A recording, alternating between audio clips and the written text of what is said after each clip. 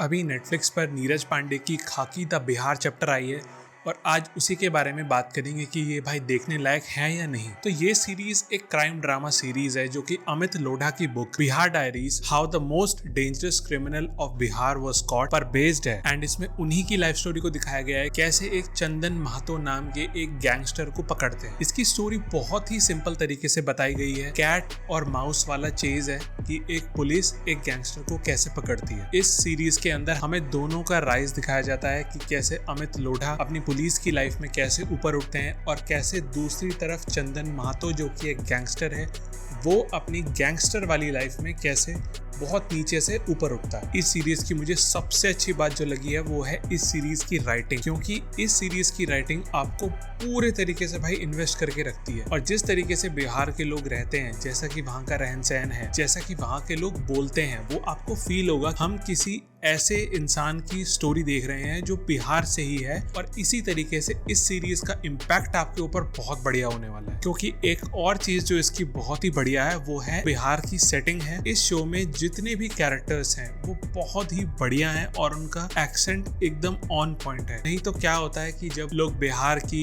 या east UP के किसी किस्से पर या किसी भी चीज पर कोई मूवी या सीरीज बनाते हैं तो उसमें वो भोजपुरी को ऐड कर देते हैं। लेकिन आप सभी लोगों को पता है कि हर स्टेट में हर एरिया में अलग अलग एक्सेंट होता है, वहां पर लोग अलग अलग तरीके से बोलते हैं। इस चीज को देखकर आप बहुत ज्यादा इंप्रेस्ड होगे कितनी बारीकी से भाई इन छोटी छोटी डिटेल्स का ध्यान रखा गया है। क्योंकि अगर यहाँ पर एक्सेंट में और लोकेशन में अगर गड़बड़ हो जाती तो इस सीरीज का भाई पूरा इम्पैक्ट ही फेल हो जाता। एंड ये सीरीज आपको भाई स्पेशल ऑप्स की बहुत ज्यादा याद दिलाने वाली है, क्योंकि इस सीरीज को उसी के डायरेक्टर नीरज पांडे ने डायरेक्ट किया है। एंड उस शो की काफी सारी कास्ट भी इस सीरीज के अंदर है। नीरज पांडे के सिग्नेचर स्लो मोशन शॉट, जब कोई इंटेंस मूवमेंट होता है या फिर जिस तरीके से वो स्टोरी को नरेट करवा के आगे बढ़ाते हैं, वो सब आपको इस सीरीज में देखने के लिए मिलेगा। इसी तरीके से आपको ये बहुत ज्यादा सिमिलर लगेगी। हाँ, ये स्पेशल ऑप्स तो है लेकिन स्पेशल ऑप्स से अच्छी नहीं है। एक और बहुत ही बढ़िया बात जो इस सीरीज के अंदर है वो ये है कि भाई इसमें बिना बात में कहीं पर भी गाली गलौज या सेक्स सीन्स नहीं डाले गए हैं। बिकॉज नहीं तो अगर कोई क्राइम ड्रामा सीरीज होती है तो उसमें भाई भर भर के गालियां घुसा दी जाती हैं, भर भर के सेक्स सीन्स घुसा दिए जाते हैं और वो पता चलता है कि भाई ये फोर्स्ड हैं, जहां पर इसकी जरूरत नहीं थी फिर भी उसको यहाँ पर घुसा दिया जाता है। लेकिन इस सीरीज में ऐसा नहीं होता, जो कि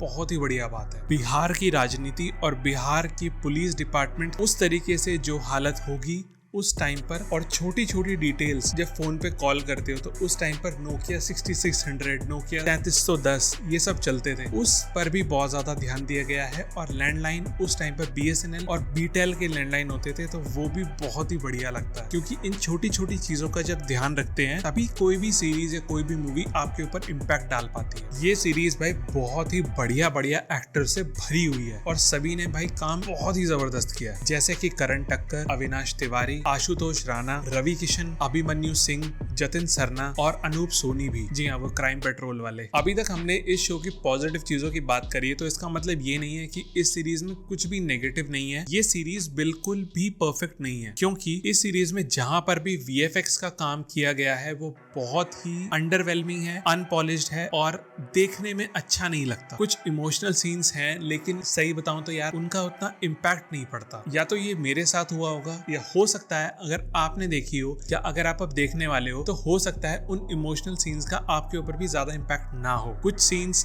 जो रात के हैं उनमें भाई बहुत ही ज्यादा ब्लू टिंट कर दी गई है, हो सकता है वो रात को शूट किए हों, लेकिन जब उनमें बहुत ज्यादा ब्लू का टिंट आ जाता है तो वो उतना ज्यादा नेचुरल नहीं लगता। अब ये जो सीरीज जिस बुक पर बेस्ड है, मैंने वो बुक तो नहीं पढ़ी है लेकिन मैं इतना जरूर समझ गया हूँ कि इस सीरीज के अंदर उस बुक के कुछ इवेंट्स को बहुत ज्यादा ड्रामेटाइज करने की कोशिश की गई है, जिससे कि इसको एक स्टोरी के अंदर, एक सीरीज के अंदर घुसाया जा सके। लेकिन इस सीरीज में जितनी पॉजिटिव चीजें हैं उन चीजों के सामने ये छोटी छोटी नेगेटिव चीजें नहीं टिक पाती। एंड आई थिंक कि ये सीरीज 2022 की one of the best crime drama series है एंड ये आपको बिल्कुल मिस नहीं करनी चाहिए। आप इसको अपनी फैमिली के साथ भी देख सकते हो। हाँ, बस एक दो गालियां हैं, अगर वो आप मैनेज कर सकते हो तो ये आप अपनी फैमिली के साथ भी देख सकते हो। And that's it for the video. Subscribe जरूर करना। Thank you for watching. Bye bye.